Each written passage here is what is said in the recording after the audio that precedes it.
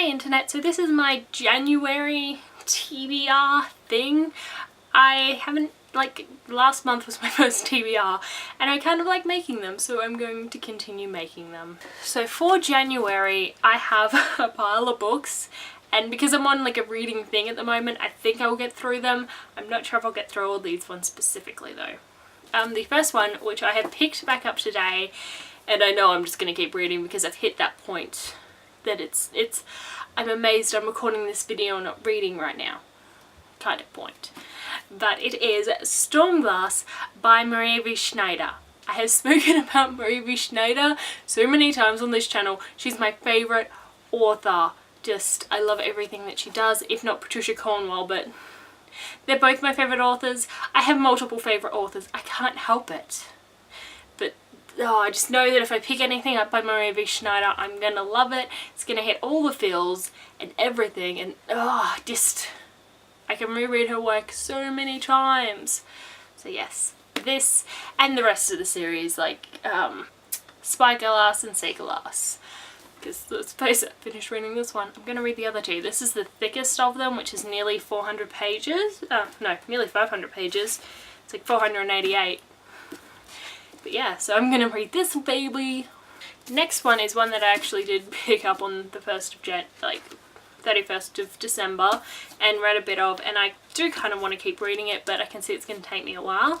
And it is Those Who Came Before by Elizabeth Honsworth. So this is about, I don't know how to describe it. Wait, let's read it. Julian Strongbirth was a pretty child, but small. She would collect sounds and mimic them. The hollow click-clack of horses' hooves on cobblestones, the growl of Papa's motorcycle. Papa was a hero of the residence. His long leather coat smelled of tobacco, gin and the sea. Mother returned from death camp at Doshu, carrying a cardboard suitcase of the Americans gave her. Leaving her grand estates behind, the family sailed to Australia. The buildings there are so new, and the sky so high, and their unusual man Philly. No, Julia has a knack for languages and becoming a diplomat. She travels the world, and at the end of her career, against the backdrop of drought and crumbling marriage, she tells what happened after the war for herself, yes, and for those who came before. Those Who Came Before announced the arrival of the memorising new voice in Australian fiction, but I just want to read it. I kind of connect with it because my mom's family is from Holland, but like look at this, and anything to do with Holland interests me, and there's that, and I just want to read it. Yes, I started reading this. It is great. My only problem is I read it in a Dutch accent. Like, in my mind, she has a Dutch accent, which makes no sense, because really, it shouldn't be as strong as it is, but yeah, and I don't know why it's making it hard for me, but it is. Next is books that I want to finish. The first one is The Storyteller and His Three Daughters by Leanne Han. I am, I think, about 30% of the way into this book. I read the first chapter a couple months ago and I picked it back up this month, and I've been reading it a bit and putting it down. It's another story because it's kind of contemporary and set back in the day, and it is a unique writing style. I pick it up and I put it down, but it's kind of about this storyteller who hasn't been able to write a new story or come up with a new story in such a long time, and now he's kind of getting his mojo back. He's found inspiration from people around him, and he's kind of working his story through them, and you see him discover it. You also learn things about Japan, because this is set in 1884, and how the Western culture has changed it.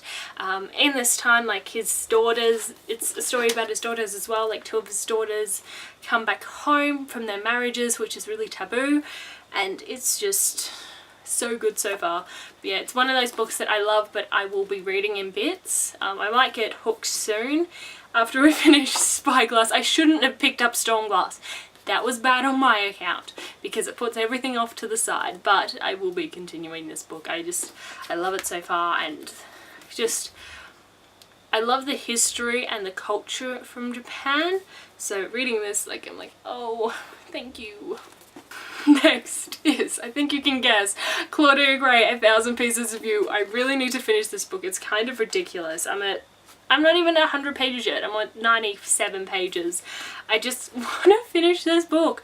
I know it's great. I'm reading it, it's great, but I need to read it. I need to be disciplined with this book, and I'm not being disciplined with this book. My mind keeps venturing when I'm reading it. I think because someone in there reminds me of an old friend, and physics. Oh, physics. I just think it says physics, I think of all the physics, so I need to read this. And I'm like comparing characters to people, and I need to be more disciplined and be like, no, Cassie, don't get distracted. Read. Can't see it happening. The next book is one that I wanted to read in December. It is Horns by Joe Hill. I want to read this. Like, 1,000 Pieces of You, I'm fine if I don't finish that. I need to read this. I can see me picking it up and continuing reading it until I don't stop. So yeah, that's one that I want to read. The other one is The Narrow Road to the Deep North by Richard Flanagan. This has been on my TBR since I've gotten it, but I just haven't picked it up. I did pick up one chapter, but I know it's going to be a really in-depth read, so it's kind of scaring me. I know I'm not going to be able to read it while I'm at work, so I'm trying to choose like a weekend where I can read it. So yeah, I'm going to have to bite the bullet and read this. And then there's other books that I would like to read, but I'm not getting into them right now. I hope you guys, they're my TBR for January. I'll probably do a wrap up at the end of January as well, but we'll see how I go with this. Anyway, I hope you guys are having a lovely week, and I'll see you next time. Bye.